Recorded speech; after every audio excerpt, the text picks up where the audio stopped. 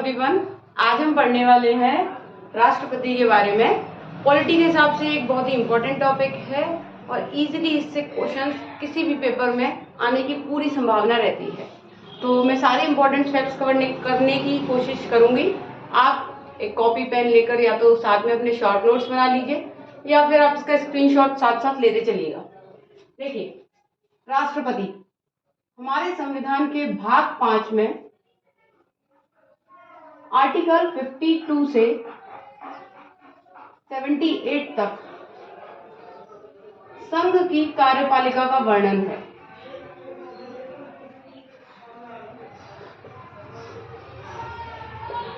संघ की कार्यपालिका का वर्णन है। तो सबसे पहले आप इस शब्द को समझिए, कार्यपालिका। इसका अर्थ है प्रेसिडेंट, वाइस प्रेसिडेंट, मतलब राष्ट्रपति, उपराष्ट्रपति, प्रधानमंत्री, प्राइम मिनिस्टर और उसका मंत्रिमंडल।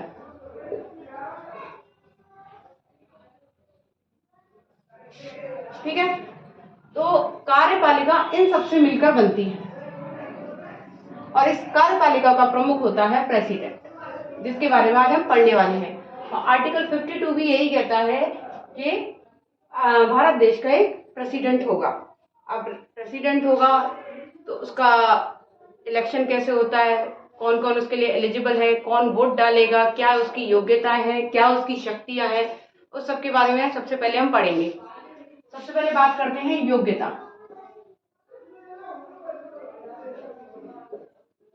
पहले भारत का नागरिक हो,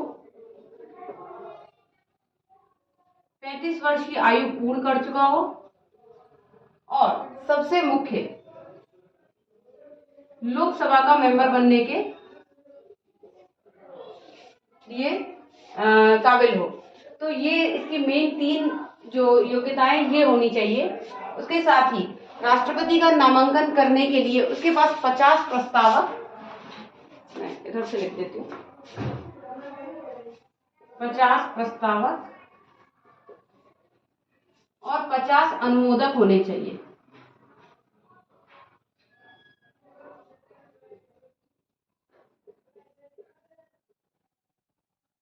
इसके साथ ही जितने भी कैंडिडेट्स, जो भी कैंडिडेट्स राष्ट्रपति के इलेक्शन में हैं, उनको 15,000 की जमानत राशि भारतीय रिजर्व बैंक में, रिजर्व बैंक ऑफ इंडिया में जमा करानी होगी।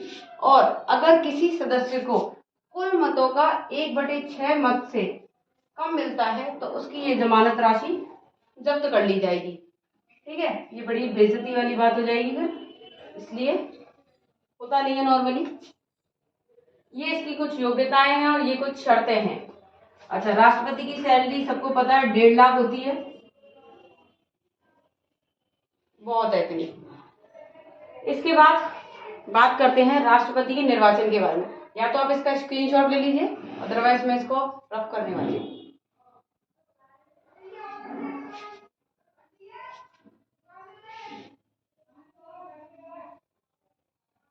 अब देखिए, राष्ट्रपति का निर्वाचन मंडल किनसे मिलकर बनता है।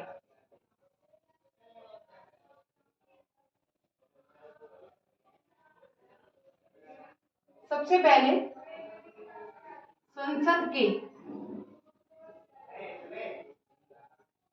दोनों सदनों के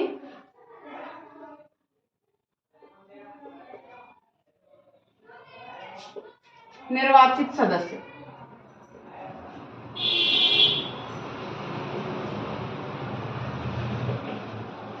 उसके बाद विधानसभाओं के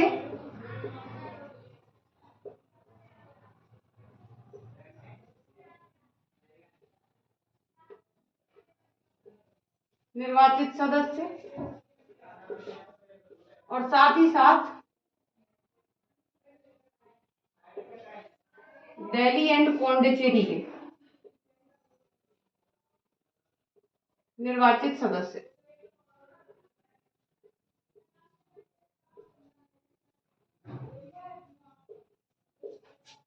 ये 3 लोगों से मिलकर बनता है राष्ट्रपति का निर्वाचन मंडल। देखिए, संसद के दोनों सदनों के निर्वाचित सदस्य, विधानसभा के निर्वाचित सदस्य और दिल्ली और पौंडीचेरी के निर्वाचित सदस्य। कई बार क्या होता है, पेपर में पूछ लेता है कि कौन से लोग शामिल नहीं हैं उसके निर्वाचन मंडल में, तो आपको बस ये 3 ध्यान रखें, इनके अलावा कोई और शामिल नहीं है। अब इनके अलावा रह कौन से गए, यहाँ पर मनोनीत वाले सदस्य, यहाँ विधानसभाओं के मनोनीत सदस्य, विधान परिषदों के सभी सदस्य और दिल्ली और पौंडीचेरी के अलावा जितने भी यूटीज हैं उन सभी के सदस्य। तो मनोनीत वाले सदस्य कहीं पर भी शामिल नहीं है और दिल्ली और पौंडीचेरी के अलावा जितनी भी यूटीज हैं उनके सदस्य शामिल नहीं है इसमें। इस बात का आपको विशेष ध्यान रखना, ठीक है। इस तरीके से इसका निर्वाचन मंडल बनके तैयार होता है। अब बारी आती है वोटिंग की। वोटिंग किस प्रकार होती है, इस प्रक्रिया को नाम दिया गया है सिंगल ट्रांसफरेबल सिस्टम, जिसे हिंदी में हम कहते हैं एकल संक्रमणीय पद्धति। इसका मतलब है एकल संक्रमणीय पद्धति को आप इस तरीके से समझिए कि आप लोगों ने मान लीजिए क्या आप लोगों ने दिया ही होगा लोकसभा के लिए सदस्यों के लिए, जब आपने वोट डाला होगा, मैं आपको दिखा देती हूँ एक एग्जाम्पल के तौर पे। जैसे वहां पर 4 सदस्य थे, A B C D। अब आपने अपनी पसंद के सदस्य को बटन दबा दिया होगा वहां पर कि हमें इसको वोट देना है। लेकिन राष्ट्रपति के चुनाव में ऐसा नहीं होता है, वहां पर किसी एक के लिए वोट नहीं डालना है, वहां पर वोट सबके लिए डालना है। वहां पर हमको अपनी वरीयता देनी है, हमको नहीं, मतलब निर्वाचन मंडल को, निर्वाचन मंडल के सदस्य अपनी वरीयता देते हैं और वरीयता में प्रेफरेंस के आधार पर जो सबसे ज्यादा ऊपर आता है उसको राष्ट्रपति चुन लिया जाता है। तो ये है सिंगल ट्रांसफरेबल सिस्टम या एकल संक्रमणीय पद्धति। अच्छा, अब राष्ट्रपति चुन लिए गए, फिर उनकी शपथ ग्रहण का वक्त आता है।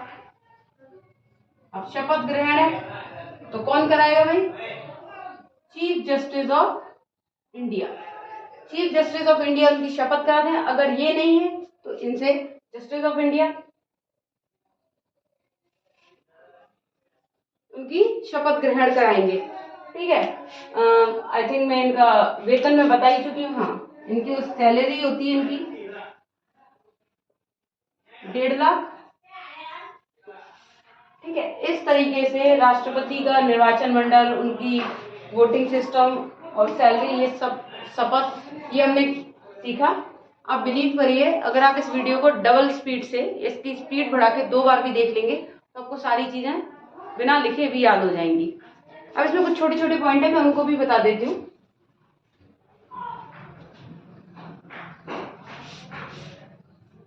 एक राष्ट्रपति के पास बहुत अच्छी शक्ति उनको दी गई है जो आर्टिकल 72 में है, जिसको हम कहते हैं क्षमादान की शक्ति।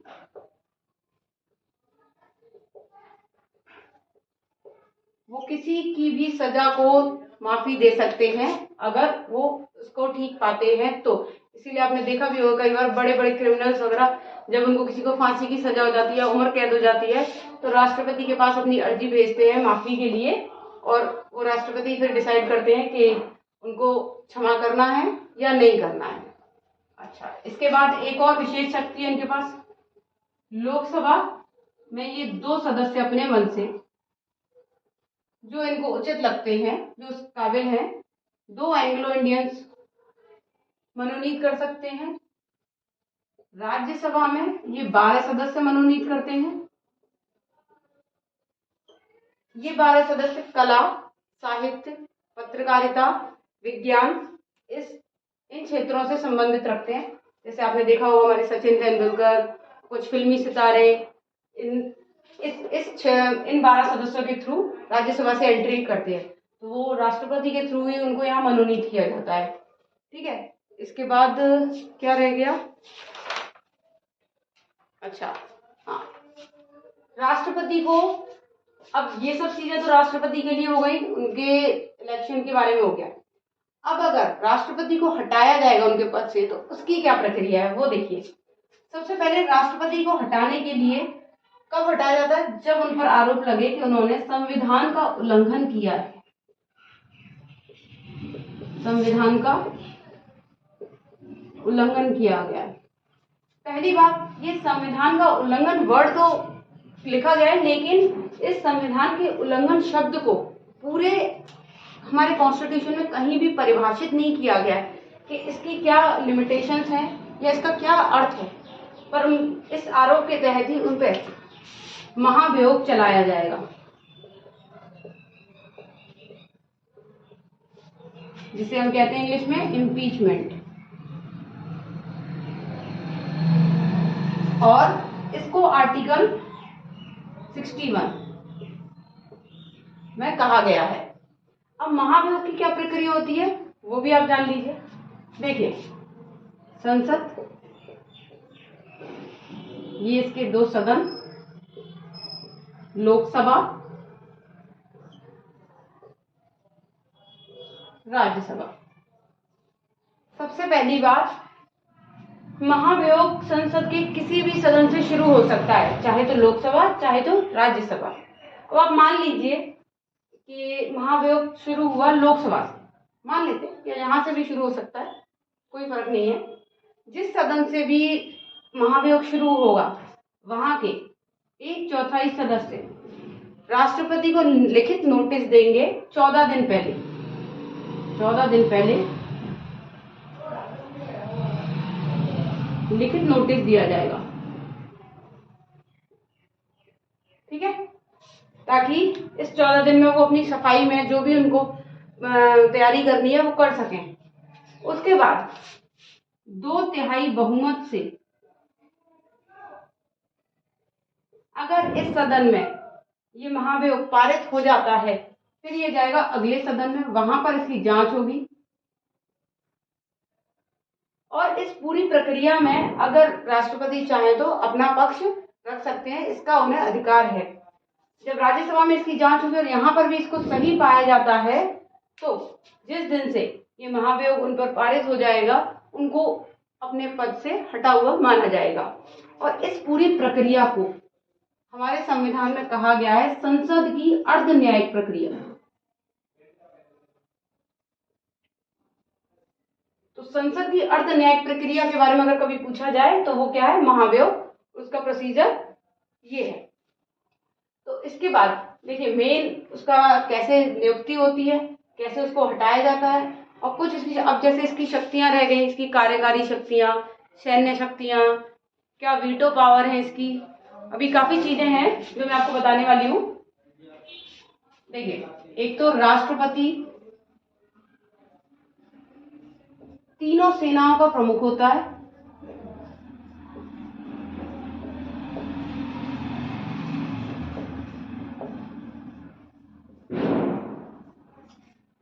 तीनों सेनाओं का प्रमुख होता है। आपातकाल की स्थिति में राष्ट्रपति के पास ये शक्ति होती है कि वो फंडामेंटल राइट्स को भी डिमोलिश कर सकता है। वो एक अलग टॉपिक है, उसको हम फिर कभी पढ़ेंगे। इतना सब होने के बाद भी राष्ट्रपति को कहा जाता है नाम मात्र की शक्ति। राष्ट्रपति में नाम मात्र की शक्ति है, क्योंकि असली जो शक्ति है वो प्रधानमंत्री और उसके मंत्रिमंडल में निहित है। इसलिए कई जगह पर राष्ट्रपति के लिए रबर स्टाम्प नाम भी यूज किया जाता है। ठीक है, तो आज के लिए इतना ही। इससे बचे हुए जो भी और इसकी शक्तियों के बारे में या जो भी छोटे मोटे अगर कुछ भी इसकी चीजें रह गई हैं वो हम अगले वीडियो में कवर करेंगे। अगर आपको ये वीडियो अच्छी लगी हो तो आप लाइक शेयर सब्सक्राइब कीजिए, that is totally up to you.